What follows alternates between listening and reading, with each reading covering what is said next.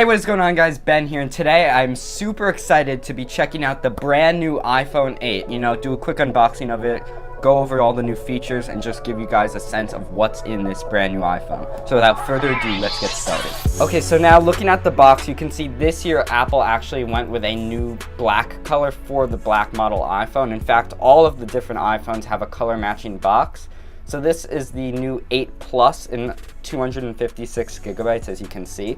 So let's just open this up. So you have a little pull tab right down here. Rip that open. And then we can actually pull off the top layer of plastic. And now let us lift up the lid of this box and take a look inside.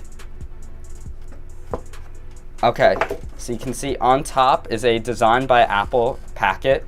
Let's just take a quick look in there before we actually check out the phone. So in here you have some literature about the new side button, 3D touch, Touch ID, because this phone still does have Touch ID. Some other stuff about wireless charging. You got your warranty, and then you have your Apple stickers. So that's some very basic stuff. You get that with most iPhones. Here is the actual iPhone 8 Plus. Let's pull that out of the box. So there you go. You can see that brand new glass back looks absolutely gorgeous. This is a little bit different than last year's black color. This is more of a gray, hence why they call it space gray. So let's set that off to the side before we peel off the wrapper and take a look at what else is in the box. So down here you have your Apple wall brick. This is what you use to actually charge the iPhone. This brick does not have fast charging, but the new phones do support fast charging. So that's one thing that you should note. Then here on top you can see you have your actual ear pods with a lightning to headphone jack adapter, since this phone does no longer have a headphone jack, just like they got rid of it last year. And then beneath that you have your charging cable. Okay, so I also want to show you what the gold model of this iPhone looks like. So you can see the box of the gold model actually matches the gold color of the phone. It's like a slightly pinkish gold, maybe more copper. This is the iPhone 8 model. My friend got this and I'm letting her unbox it just so that you guys can actually see what the gold model looks like. But there it is. Why don't you pull that out? Peel the wrapper off of it. So you can see it's got like a slight pink tone to it. The edge is really gold. It's actually a really nice shade of gold. Let's take a look at the back. Wow, so that's actually really pretty. You can see that in the light. The back has like this slightly creamy color, and then the actual bands and anything that's aluminum is like a shiny gold with a hint of pink in it. You can actually tell the difference between the new gold over here and the old gold. It has like a slightly more pink tint to it, but I think in combination with that like creamy white back, it actually looks really nice. So it's like a good fusion between the old rose gold and gold color. That's what this new phone is a good combination of.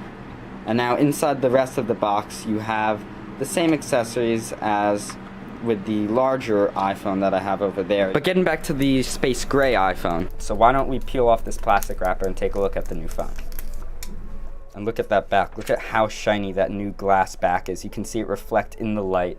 It looks so beautiful without any fingerprints on it. This phone is just absolutely gorgeous. You got those rounded edges. But let's take a closer look at the actual features inside this, and also take a look at that new slightly redesigned design.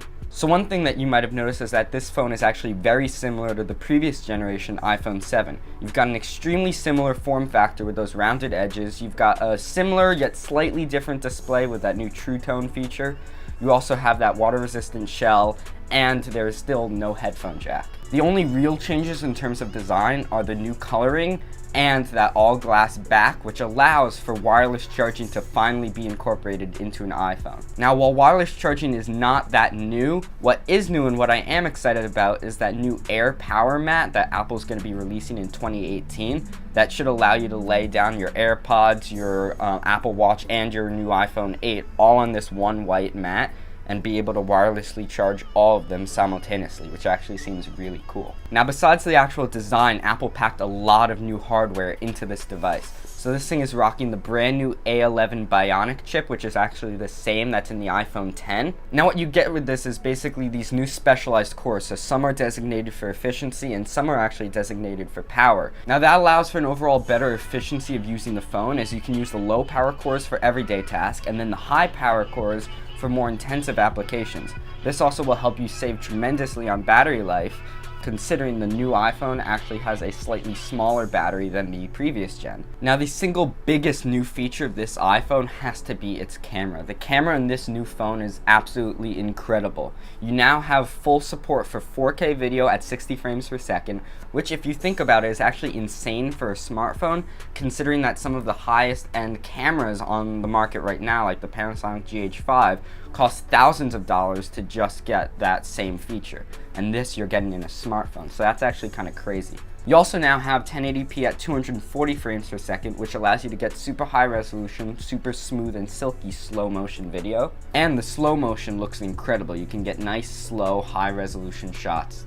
This camera system is just amazing. And as you can see by some of the sample video, the footage actually looks really incredible. You've got that super smooth stabilized footage from the optically image stabilized sensor. The 4K video is super sharp and crisp, but the improvements to this camera don't just come in terms of video. There are also a ton of improvements made to the photo aspect of this camera. As you can see, the photo quality during the day is very similar to the old phone. You've still got these nice, sharp, high saturated images, but at night, Apple improved the low light photography tremendously. Now you get a lot less noise in your image. Images look much sharper. You've got those deep level blacks. Now, Apple also included a new portrait lighting mode in this phone. What portrait lighting does is it allows you to take a photo using this portrait lighting mode, and then during or after the photo you can then edit the lighting in the scene. So you can make it a black background, or you can improve lighting on the face to mimic studio lights or stage lighting. There's all these cool effects, and you could actually really get into it and just overall improve the lighting of the shot. Now, one thing to note is that this feature is only on the 8 Plus, which I have here.